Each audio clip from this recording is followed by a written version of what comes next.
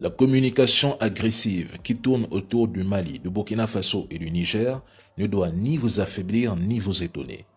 C'est un scénario qui se répète depuis des décennies en Afrique et partout dans le monde. Il ne crée pas seulement des trolls ou des fake news. Il façonne des générations entières, des générations formatées pour devenir leurs relais et leurs armes d'influence en Afrique. J'irai plus loin. Ces Africains lobotomisés, manipulés, deviendront leurs esclaves de demain, convaincus de défendre la bonne cause, leurs propres intérêts, alors qu'ils serviront ceux des autres. Leur propagande sert à détruire nos pays. Je ne sais pas pourquoi on ne le dit pas assez ici, mais c'est une arme de guerre totale, une arme psychologique et stratégique, rodée comme un missile de précision.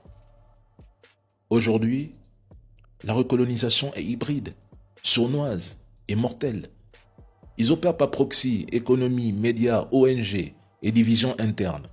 Je suis désolé, mais c'est plus efficace que l'invasion directe qui est coûteuse. Ils utilisent des proxys locaux pour faire le sale boulot pendant qu'ils tirent les ficelles depuis leur capitale. Mesdames et messieurs, ils veulent créer une fracture interne, faire croire que les présidents Assimi Goïta, Ibrahim Traoré et Tchani sont la cause de tous les maux, pendant que les terreaux sont blanchis.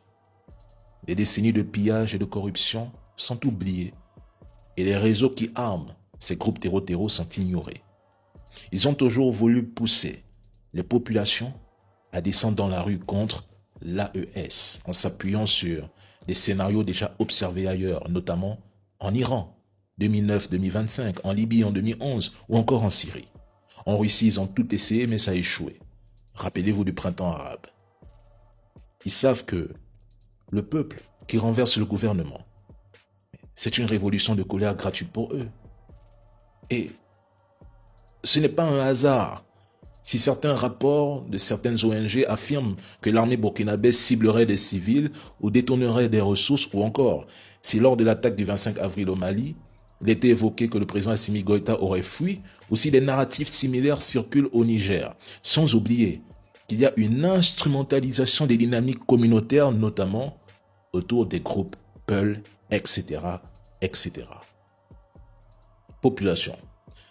Restez soudés comme un seul homme derrière les trois dirigeants de l'AES. Leur tentative de division échouera. Armez votre esprit et vos bras pour défendre votre souveraineté, car l'unité est la seule arme qui rendra leur recolonisation hybride impossible. Ne dormez pas, veillez, soyez prudents. Mais surtout, soyez forts, le mental. Je l'ai toujours dit, cette lutte-là de libération, elle n'est pas faite pour les faibles. C'est le mental en métal.